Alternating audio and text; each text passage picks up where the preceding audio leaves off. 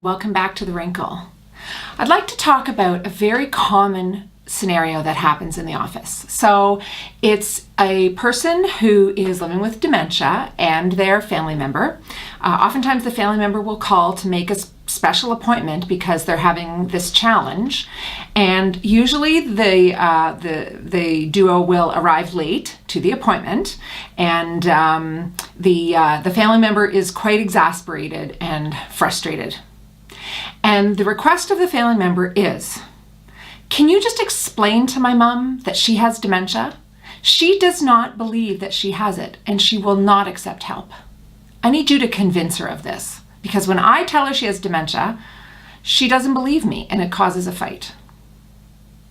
This is a common scenario, and I appreciate that people are coming to me for help, and I appreciate that they're being honest with me about what's happening. But there could be a reason that is behind this response from the person who's living with dementia, and I wanted to talk about that today. This is a phenomenon that's called ANOSAGNOSIA, and that's a fancy medical term for changes in insight. We think of Alzheimer's as being a change in memory, and definitely memory is affected by Alzheimer's, but other brain performance aspects are affected as well, and quite commonly insight is affected. That's why when we're doing an assessment to see if there is a major neurocognitive disorder or dementia, we have to have a family member or somebody who knows the person very well to kind of corroborate what the person is telling us. It's quite common that someone who's living with dementia will overestimate their abilities and overestimate how well that they are able to manage without help. Now, people can be stubborn, people can have obstinate personalities or manipulative personalities, but many times when a person is living with dementia and they have this change in insight, the person sincerely does not recognize the challenges. And of course, following from that, would not recognize the need for help. How do you address this? It's very challenging. But one thing that does not work is directly opposing the person who's living with dementia in terms of saying that they are in denial or reaffirming that they have this diagnosis and reminding them constantly that they have this diagnosis and Dr. Didyk told you you have dementia, I don't know why you don't see it. That's not going to work, and it will probably lead to more conflict. What is likely to be more helpful is to try to see it from the person living with dementia's point of view. So the person living with dementia's point of view is that everything is fine and there's really no problem.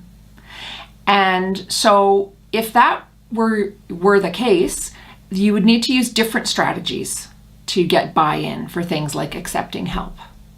So those strategies might be focusing more on someone's physical limitations rather than cognitive limitations. So saying, Mom, I'm worried that you're having some trouble on the stairs, and I would just feel better if somebody was checking in on you every day. Or I would just feel so much better if you had a lifeline.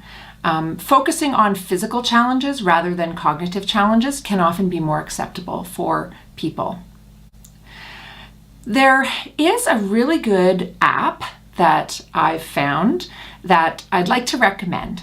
It's called Dementia Advisor. I don't get anything if you download Dementia Advisor. I don't have any stake or affiliation, but I found it to be really useful.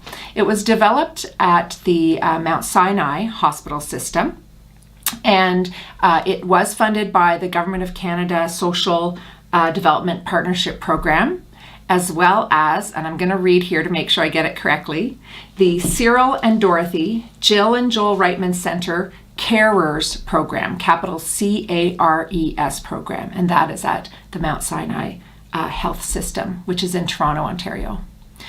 This is an app that is free to download and free to use, and I find it to be excellent. So, and I've had many care partners also use it and have found it to be helpful.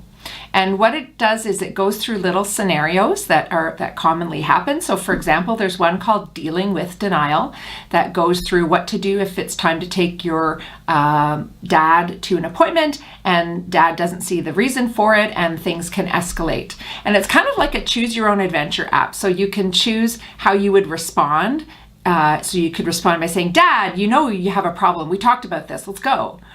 Or you could respond by taking a different approach and saying, you are doing really well. You're right. You know, things in general are fine, but we do have this appointment. Let's find your coat together. So it's an example of different ways of approaching common challenges.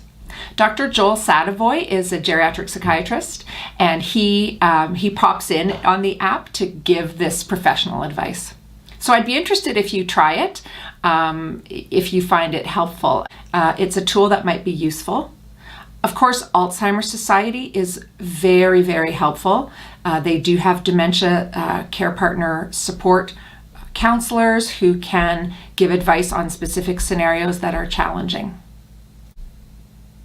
So the main take-home point today is that there are changes in insight that are part of Alzheimer's. It's called ANOSAGNOSIA, which is not recognizing that one doesn't recognize.